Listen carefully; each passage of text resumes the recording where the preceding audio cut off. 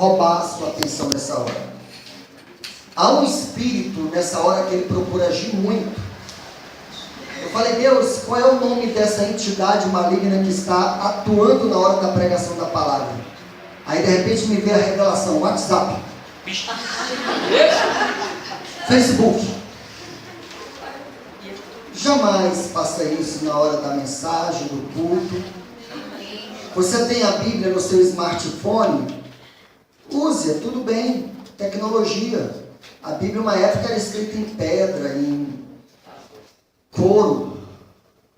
Porém, é de uma hora para outra que seu cérebro está tão em busca de prazer, o cérebro produz aí o hormônio do prazer, e você, de repente, fica no WhatsApp, no Facebook, rola para cima, rola para baixo. Outro dia o Anderson falou que se tivesse para rolar para o lado, você rolava também.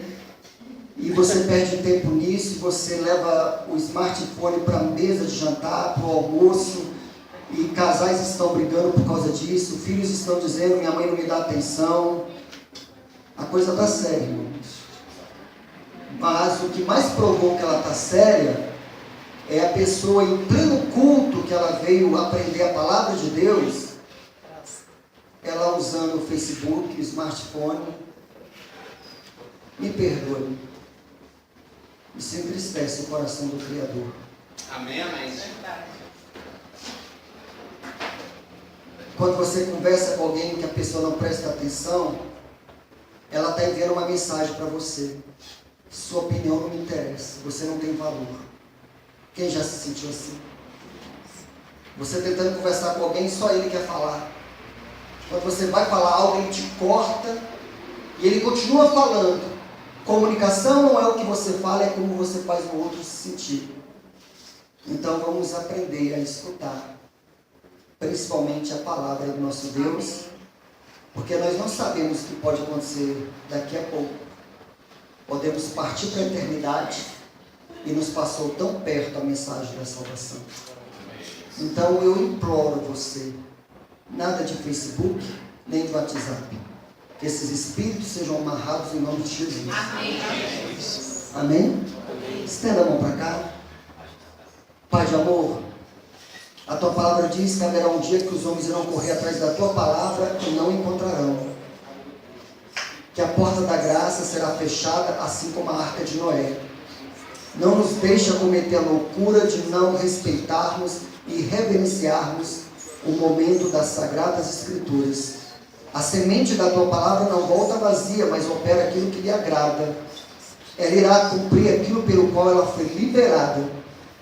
Que a unção esteja sobre o teu filho para pregar, e que nós possamos estar com fome e sede da tua palavra. E não apenas queremos ouvir a palavra, mas nos tornar praticantes da palavra.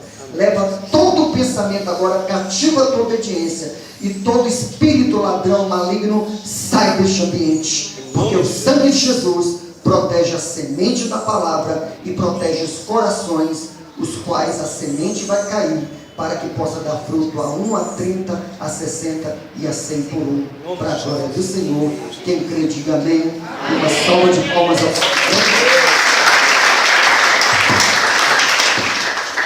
ao Aleluia, amém. Anderson, eu até tenho um banner, né? Você acha que tem alguma coisa de Jonas aí? Vê se você encontra. Está justamente nessa área. É isso, né? Eu escolhi, estava pensando, na verdade foi até numa conversa com o pastor Pepe, e aí nós conversamos um pouquinho e surgiu o nome do profeta Jonas. E aí ele, por que você não traz uma palavra baseada em alguma coisa aí da vida do profeta Jonas? E eu li o livro, né, que é uma história bastante conhecida, e acabei colocando até esse título, né, Amar ou Se Amargurar, né? Profeta Jonas, um profeta fugindo da sua vocação, um profeta fugindo do seu chamado. E isso aí, de uma certa forma, queimou no meu coração. Feliz, né, por estar aqui, rever os irmãos, amém, as pessoas, né, aqui, o Marcelo que está aqui, meu querido irmão Marcelo, ele é do grupo do movimento que se chama Chamados para Fora. da qual eu faço parte também, e é um movimento interdenominacional, da qual o intento é unicamente sermos evangelistas, né? Falarmos do amor de Jesus, pregando a palavra. Estamos indo frequentemente em uma casa de recuperação aqui próximo, quase próximo, né? E nós tivemos conversando com várias pessoas lá naquela casa de recuperação, e eles se abriram para o Evangelho. Levamos um estudo sobre batismo, eu levei o estudo sobre o batismo, e domingo passado nós tivemos 4 deles que desceram as águas ali na casa de recuperação. Então, como o pastor Pepe já estava falando, né, é uma soma, é um trabalho em conjunto, é um trabalho de todos, tem a sua funcionalidade, tem a sua importância. O corpo, né, de Cristo, como a palavra é clara em relação a isso, que o menor membro do corpo, ele não é destituído de importância. Aquilo que a gente pensa não ter, né, importância alguma, pelo contrário, se arranca do corpo, você vai saber a dificuldade que você vai ter. Arranca essa unhazinha aqui do seu dedo, da qual você não dá importância para ele, mas tira ela, você vai sentir falta dela. No corpo de Cristo é assim, às vezes um pequeno detalhe, uma pequena coisa que você faz ecoa, sabe, na vida de outra pessoa, ecoa na eternidade, ecoa aonde você estiver. É um chamado, é uma vocação, né, que a gente deve ter e praticar isso na nossa vida, na nossa existência. Então, os chamados para fora têm se proposto a fazer isso também.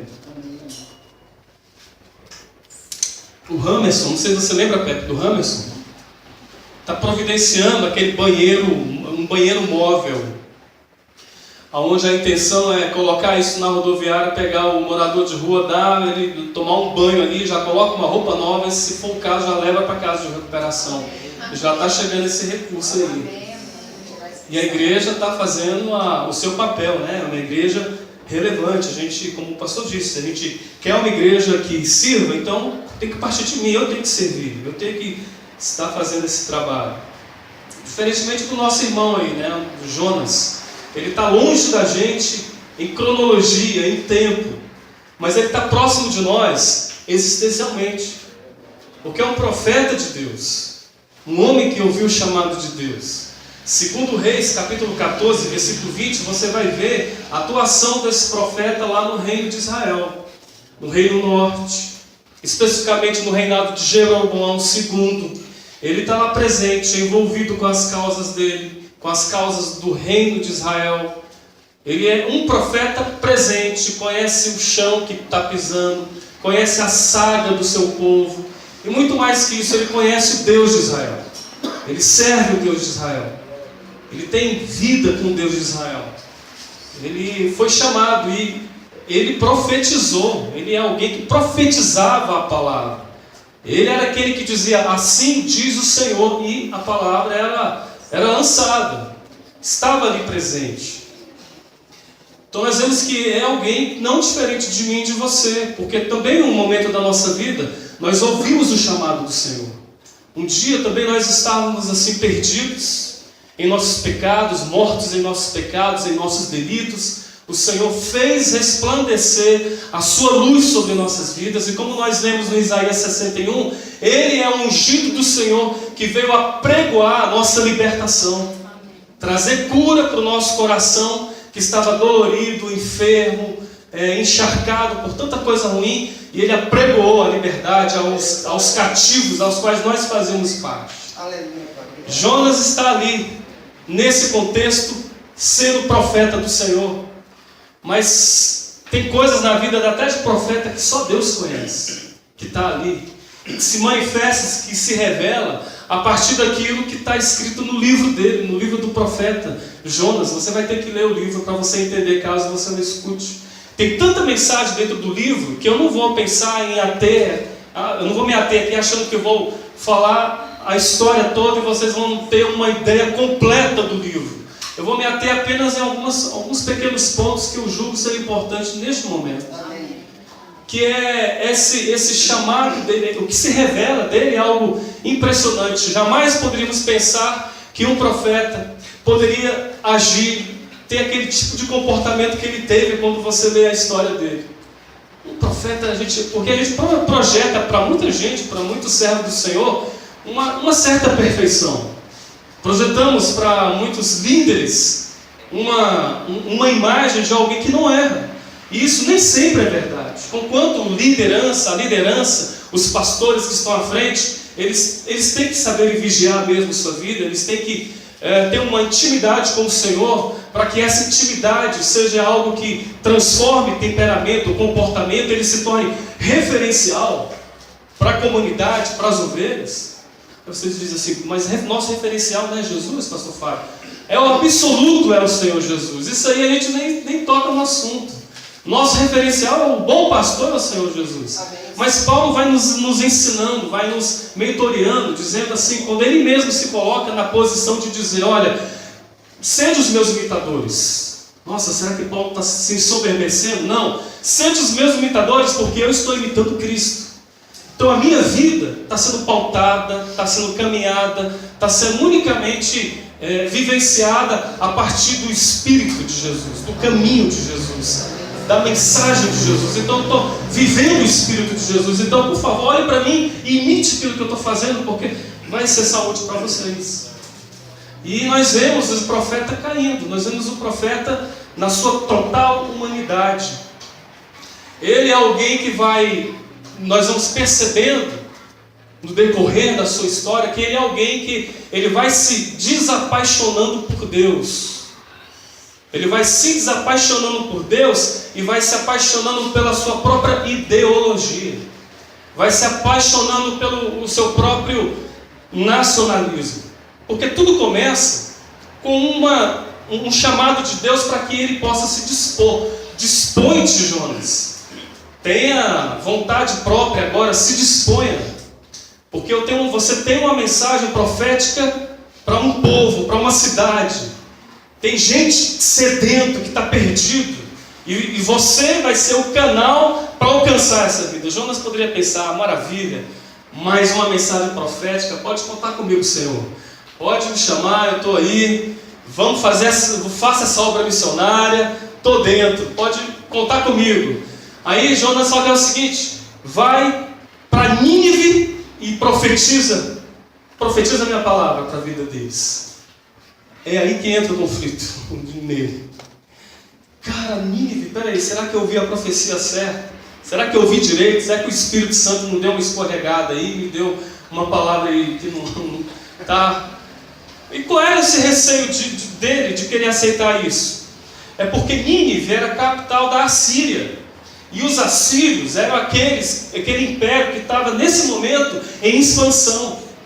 Estava querendo, aonde ele se colocava, era como se fosse aquele filme dos 300, sabe? Tem os chefes, que ele quer escravizar os espartanos. Nós nos estabelecemos aqui, e aí gregos, troianos, espartanos, nós vamos invadir, e não tem para ninguém. Os assírios eles eram assim. E Nínive era a capital da Assíria. Isto é, eu tenho que levar uma mensagem do Senhor para eles, para o meu inimigo. E aí ele entra em conflito, porque não tinha muito sentido trazer uma palavra de Deus para aquele povo. Conquanto Jonas, aqui nós veremos que a palavra em Jonas, nós vemos que o Senhor diz para clamar contra ela. E é claro, nós vamos saber também que Jonas, que Nínive era uma cidade não muito fácil, sabe, de se entender. Deixa eu abrir aqui no livro de Jonas. Cadê você? Jonas fugiu. Não está no livro aqui também. Fugiu de novo aqui, está aqui. Né? E clama, vai à cidade de Nínive e clama contra ela, porque a sua malícia subiu até a mim. É o versículo 2 do capítulo 1. É claro que ele poderia nesse momento dizer assim, né? Está aqui: dispõe-te, vai à grande cidade de Nínive e clama contra ela, porque a sua malícia subiu até a mim. Eu vejo isso interessante, porque a partir desse momento ele entra em um processo de fuga, rota de fuga. Ele bem poderia dizer assim, caramba, é uma mensagem, mas é uma mensagem de pancada.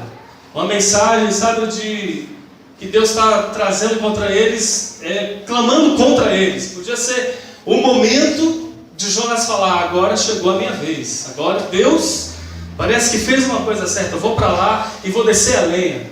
É como os discípulos de Jesus, você quer que a gente ore, Senhor Jesus, para descer fogo do céu e queimar esse samaritano aqui? Poderia ser o espírito de Jonas, poderia pensar assim, eu vou agora e vou descer fogo do céu para queimar esse pessoal. Apesar que a palavra do Senhor fosse essa, clama contra ela, porque o seu pecado, a sua malícia já subiu até a mim, parece que Jonas percebeu um outro processo. Cara, Deus é um Deus que eu prego essa palavra, esses caras vão se arrepender dos pecados, e vai que nesse arrependimento, esses caras, eles vão ser perdoados por causa do amor de Deus. Vai que eu clamo contra ela, aponto o erro, clamo por fogo, desejo o mal, mas vem justamente o contrário, vem a benevolência do Senhor sobre esse povo aí. Não tem como, né? Ele pensou assim, não tem como. Mas era justamente a intenção de Deus. E nós vamos ver exatamente isso, a história vai nos mostrar exatamente isso. Então ele vai se desapaixonando por Deus sem ele perceber, porque não foi um processo imediato, instantâneo. Ele está profetizando em nome de Deus, está falando em nome de Deus, mas ele vai se esquecendo da amplitude, da universalidade da graça do Senhor, que não vai atingir apenas um gueto só, apenas um povo só. Ele se esqueceu que em Abraão seriam benditas todas as famílias da terra. Aleluia, Senhor. Seriam alcançados todos os povos. Tudo começaria com eles, com aquele povo, com Israel, com o povo hebreu, que vira-se Israel, vira uma nação. Mas ele perde essa amplitude, essa graça do Senhor, perde esse chamado, perde essa cosmovisão do Espírito do Senhor, que é para atingir tantas e tantas pessoas. E engraçado que ele vai se perdendo nessa concepção dele. Ele se desapaixona pelo Senhor, perdeu essa amplitude. Mas Nínive, nós vamos perceber o seguinte, em Naum, capítulo 3, versículo 1, Naum vai descrever exatamente como é que era essa cidade. Uma cidade pagã, fortaleza de glória, mas era um centro de crimes, centro de violência. A capital, que era da Assíria, distava cerca de 800 quilômetros a nordeste de Israel. E Naum 3:1 diz que a cidade era ensanguentada, toda cheia de mentiras e de rapina. O profeta Naum fornece detalhes da maldade e violência praticada pelos moradores de Nínive. Então eram assassinos, havia assassinos, roubos, mentira, adultério, feitiçaria e etc. Está tudo ali em Nínive. Uma cidade onde há violência, onde há furto, onde há morte, onde há feitiçaria, onde há uma alienação total de Deus. Está diferente de hoje aqui ou não está? Nínive se torna diferente do que nós estamos vivendo hoje em nossa cidade, em nosso bairro, em nosso país. De maneira alguma. Esses são exatamente esses que ele se refreia, ele não quer aproximação. Porque eles são essa casta de moradores. Mas Deus deseja alcançar essas pessoas. E Ele é o canal. E Ele é o único que as pessoas querem. Ele é o profeta a quem Deus deseja usar para alcançar. Aí você diz, aleluia, glória a Deus, assassinato, tem assassino, tem tal, a gente tem que alcançar esse povo, aleluia, glória a Deus. Jonas tem que cumprir essa palavra, Jonas tem que fazer isso mesmo. Mas a gente esquece de uma coisa, que nós somos muitas vezes idênticos a ele, a Jonas.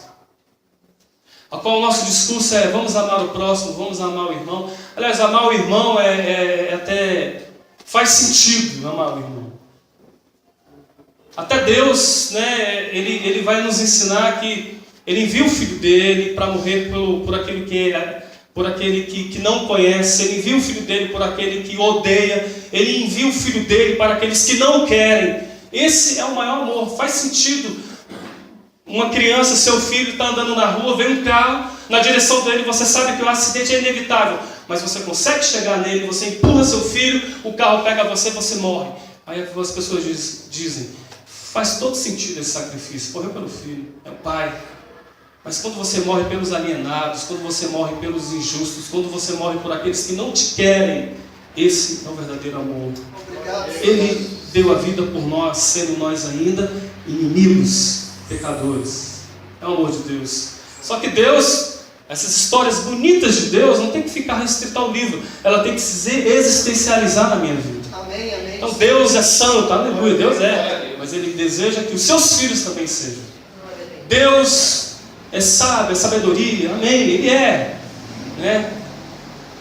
Mas não é apenas isso, Ele deseja que eu busque sabedoria, que eu ande no caminho sábios, que eu saiba discernir entre o bem e o mal e viva, para a glória do nome dEle. Então a gente se parece com ele, com Jonas, você sabe por quê? A gente critica Jonas porque ele não quer ir para Nínive pregar para essa casta. A gente vê, ele tinha que ter ido, ele poderia ter ido, ele não poderia desobedecer ao Senhor.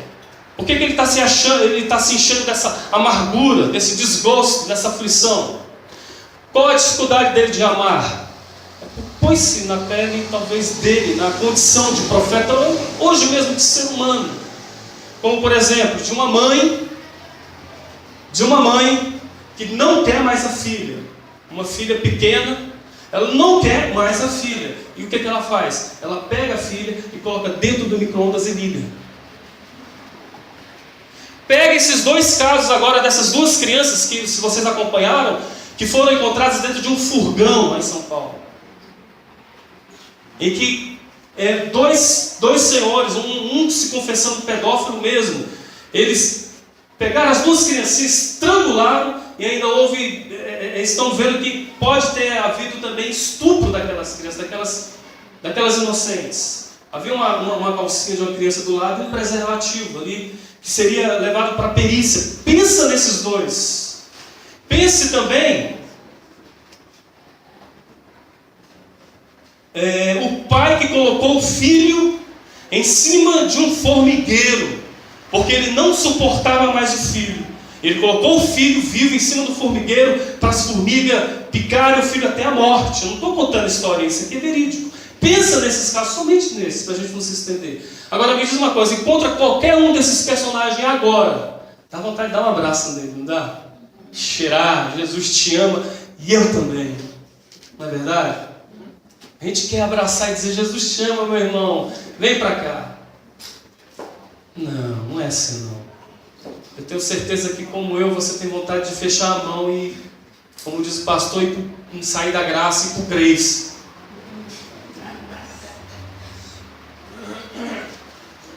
Imagine se fosse com alguém próximo de você. Pense nisso apenas para você perceber como é que estava o coração do profeta. Porque o povo dele, ele abraçou a sua nacionalidade, a sua ideologia, de que se havia um povo que prestava, era o povo dele, o povo de Israel. Enquanto as outras nações, Nínive, porque tinha essa caça, esse pessoal, eles deviam ser objeto do desprezo do Senhor, da maldição do Senhor, do julgamento do Senhor, de um vaticínio que exterminasse esse povo, exterminasse essa praga. E quando a gente não ama, a gente se amargura. Quando a gente não é habitado pelo amor de Deus que é derramado em nós, pelo Espírito Santo que nos foi dado, porque o amor não é apenas algo que eu tenho que esperar, amor é prática, amor é decisão. Amor é mesmo sentindo dor, eu sei que eu tenho que amar, eu tenho que, vai doer por eu amar, mas eu tenho que amar mesmo por aquela dor, porque aquela dor não pode eliminar em mim o amor que Deus plantou em mim, jamais. Mesmo que você disse que é difícil, eu não digo que seja fácil, mas eu também não digo que não seja impossível. Em Deus é possível. Então a gente vê esse caso, a gente vê isso, né? Ezequiel, capítulo 18, versículo 21 e 23, vai nos dizer exatamente o seguinte. Ezequiel 18, 21 e 23. Se quiser encontrar aqui, né, Ezequiel capítulo 18, versículo 21 a 23. Isso. Só para a gente ter o que Deus pensa desse pessoal todo aí. Ezequiel, né? 18, 21, 23, que diz assim: mas se o perverso, é o mal, né? Se o homem mau, se o perverso se converter de todos os pecados que cometeu e guardar todos os meus estatutos e fizer o que é reto e justo, certamente viverá, não será morto.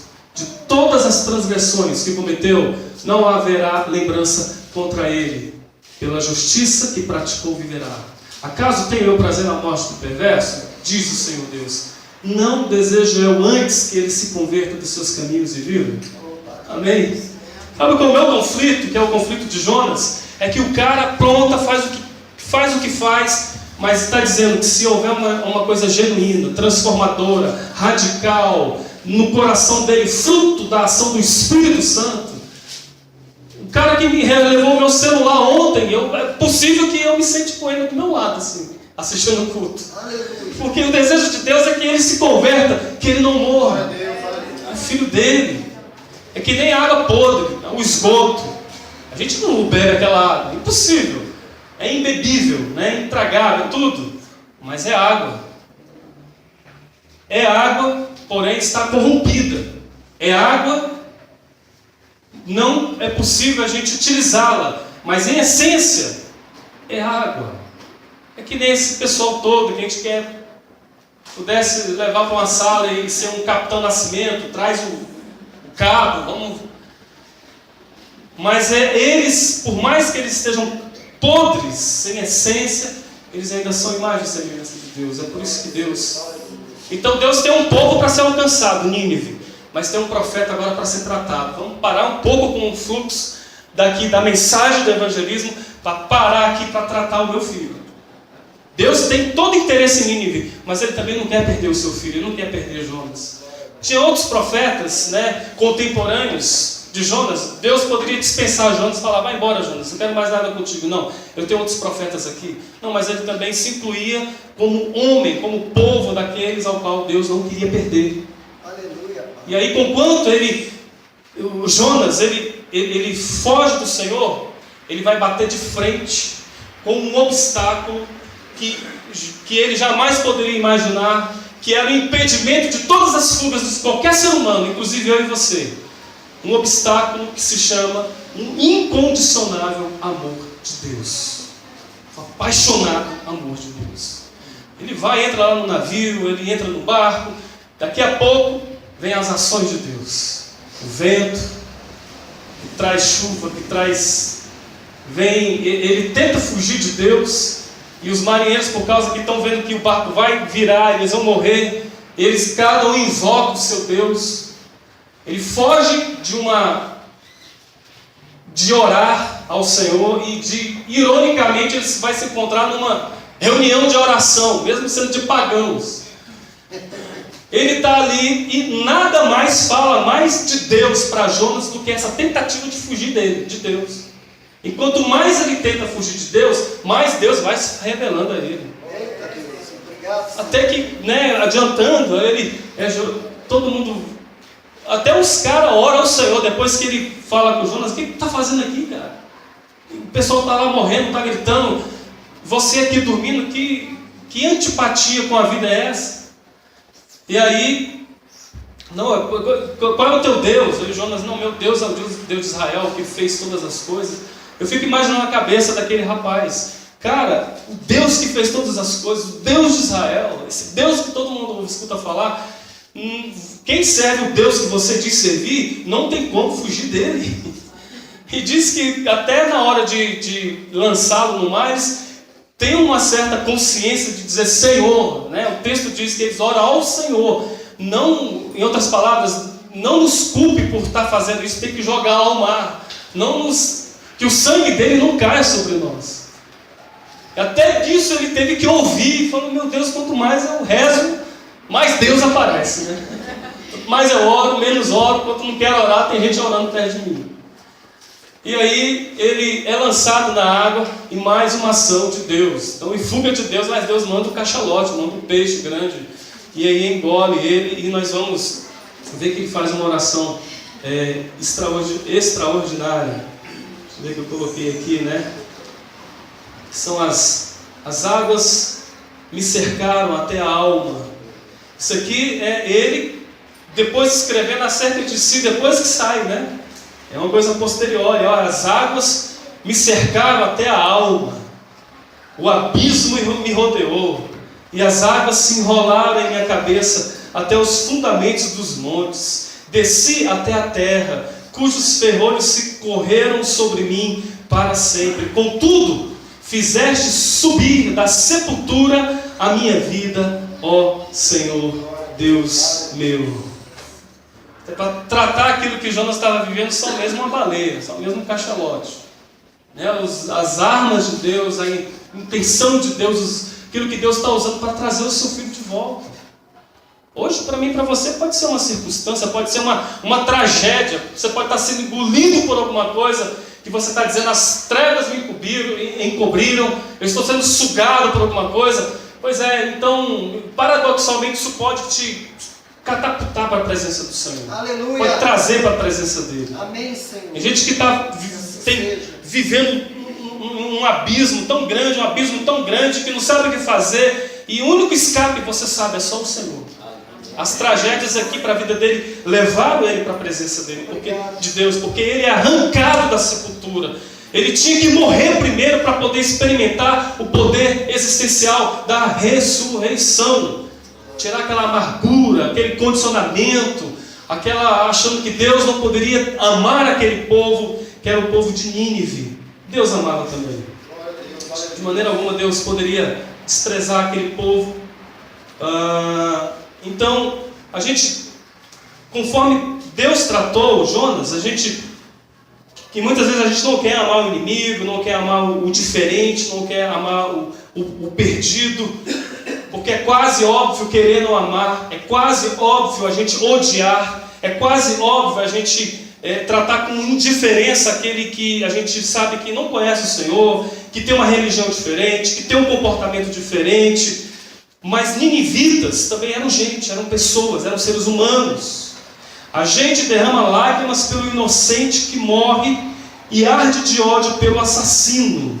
Mas na graça do Senhor, as nossas lágrimas têm que ser para ambos, tanto para o inocente como por aquele que cometeu o delito, em nome de Jesus. Amém? Então isso vai nos levar ao quê? A um chamado. Para me adiantar, eu gostaria de que você abrisse em Colossenses.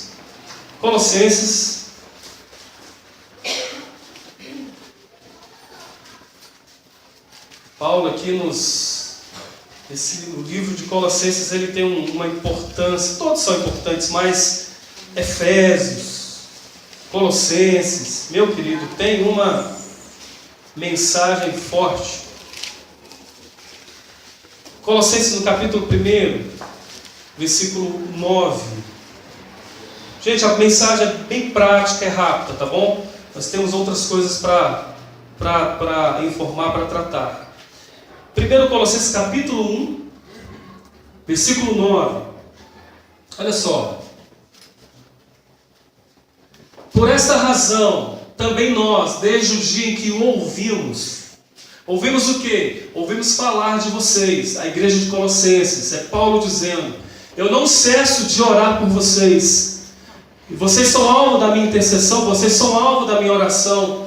Eu tenho dobrado os joelhos, eu tenho invocado o Senhor sobre a vida de vocês.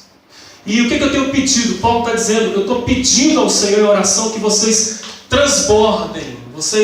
A ideia aqui, a imagem aqui é de dessas usinas, né, hidrelétricas, enfim, quando transbordam, quando se abrem as comportas e você vê aquela quantidade de água saindo, aquilo ali, há um transbordar. O desejo dele é que haja uma inundação, um transbordar do pleno conhecimento da sua vontade, em toda sabedoria e entendimento espiritual.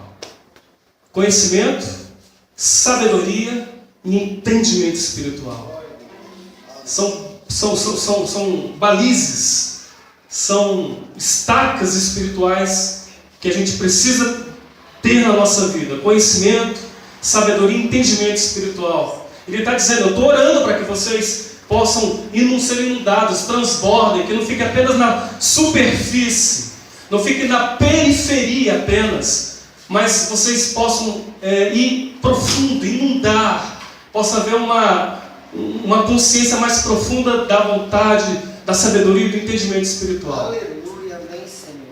E o versículo 10 diz, a fim, porque é uma consequência, a fim de viverdes de modo digno do Senhor, para o seu inteiro agrado, frutificando em toda boa obra e crescendo no pleno conhecimento de Deus. Isso é uma vida que vai frutificar, vai visitar Ninivita, vai visitar qualquer um, vai ser agente de Deus para levar a palavra, e vai pedindo a Deus, Senhor, transborda em meu coração essa sabedoria, esse entendimento que me faz amar.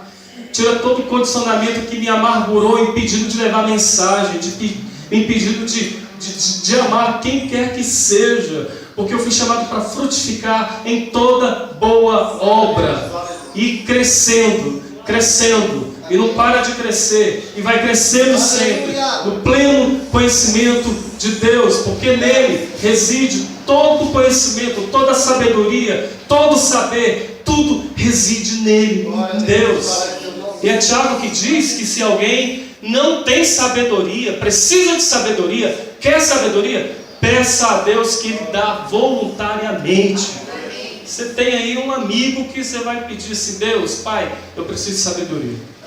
Não é sabedoria apenas para acumulação de informação da Bíblia. É importante isso, mas não é apenas isso. É sabedoria para viver, sabedoria para existir, sabedoria para caminhar, sabedoria para ser, em nome de Jesus. E sejam fortalecidos com todo o poder, segundo a força da sua glória, em toda a perseverança e longanimidade com alegria, dando graças ao Pai que vos fez idôneos à parte que vos cabe da herança dos santos na luz. Amém? O Senhor é bom, né, queridos? Pela sua palavra. Vamos fechar os nossos olhos em nome de Jesus? O Anderson tem uma música aí chamada Renasci. Vamos ser breves. Senhor Jesus, obrigado pela tua palavra, Senhor. Eu sei que o Senhor colocou no nosso coração o mesmo chamado, que é o chamado de Jonas, de proclamar a tua palavra, proclamar, Senhor, o Evangelho. Perdoa, Senhor, porque tantas vezes eu posso me fechar para tanta gente, Senhor, mas eu reconheço que eu preciso do teu amor em mim, para amar os que ninguém ama mais. Eu admito isso, Senhor, porque eu sei que as nossas dificuldades, Senhor, qualquer que seja elas, o Senhor entende. O Senhor não tolera, é a nossa incapacidade de admitir isso, Senhor. Mas nós queremos admitir que nós precisamos do Senhor, para que a gente não entre em rota de fuga do chamado, da vocação.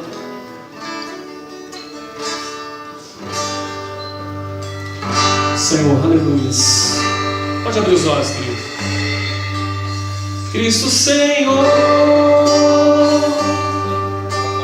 devolvo a Ti todo o meu ser, ao Espírito e corpo, para controlar o meu viver.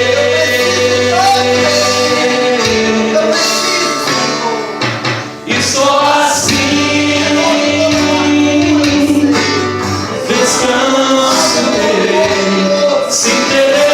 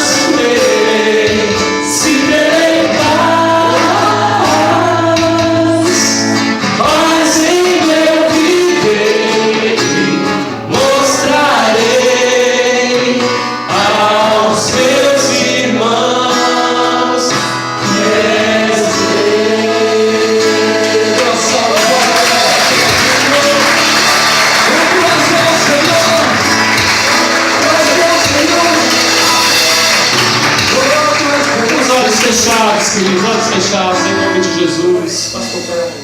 Aleluia, Jesus. Glória a Deus. Aleluia.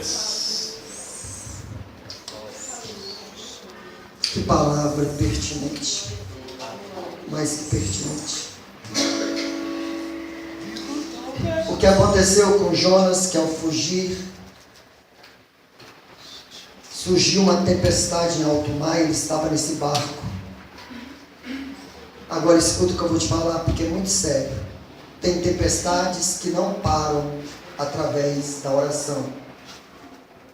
Tem tempestade que não adianta você repreendê-la, porque essa tempestade só para com obediência a Deus. Amém. A desobediência dormia no porão da alma do navio, que era Jonas. E somente depois que eles obedecem e jogam Jonas no mar, a tempestade cessa. Talvez você diga, eu estou orando tanto para essa tempestade parar. E Deus está dizendo, filho, volta a me obedecer, que imediatamente essa tempestade vai cessar. Como é que eu ouso fugir daquele que mais me ama? Daquele que só Ele pode me dar paz. Vamos ficar em pé, em nome de Jesus. Talvez circunstâncias amarguraram tua alma. E o Senhor permitiu a tempestade te alcançar. Talvez toda confusão, desorientação, desejo pela morte que se instalou em você é porque a desobediência está dormindo no porão da sua alma. Só você pode decidir devolver todo o teu ser ao Senhor e dizer, eis-me aqui novamente. As feridas causadas no ministério, quem cura é o Senhor do ministério. Deus ainda não terminou contigo. Coloca a mão em teu coração e diga, Senhor, preciso tanto de ti. Cura minha alma. Tira toda amargura, frustração, decepção, fuga do meu ser, pelas circunstâncias, por aquilo que eu não compreendi. Arranca de mim toda desobediência.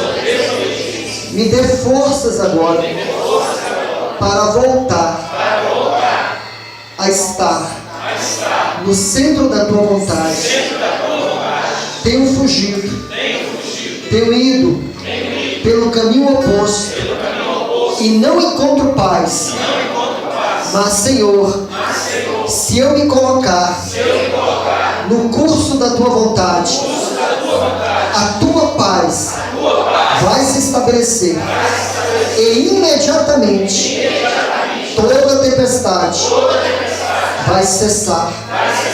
Em teu nome, Jesus, eu me volto para ti. Foi o Senhor que me trouxe aqui.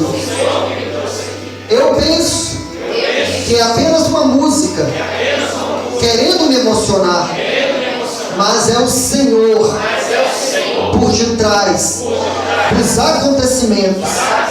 Em tua soberania eu vim parar aqui diante da tua palavra, tratando comigo, curando a minha alma, me colocando de volta aos teus pés, aonde eu tenho paz, segurança, significado de existência.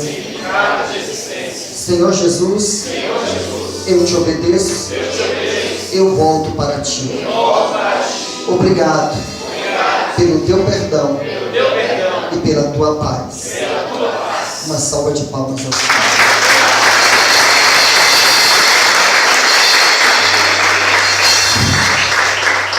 Forte essa mensagem, prática, rápida, objetiva, não foi? Delícia, né? Eu degustei essa palavra. Obrigado, pastor Fábio, por essa mensagem. Quantos foram edificados? Amém. Fique no centro da vontade de Deus que a tempestade cessa. Para de repreender a tempestade com o coração desobediente. Volte ao seu chamado, ao centro da vontade de Deus. Volte ao primeiro amor, né? Falou bem. Volte ao primeiro amor. Volte ao primeiro amor. A tempestade não resiste à tua obediência.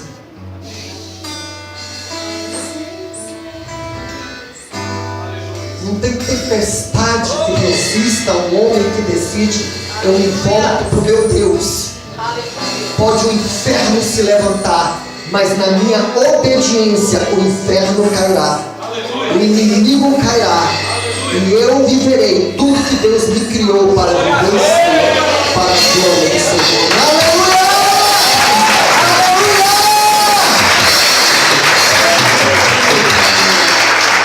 Não importa o porão que eu estou, na minha obediência, a tempestade cessa.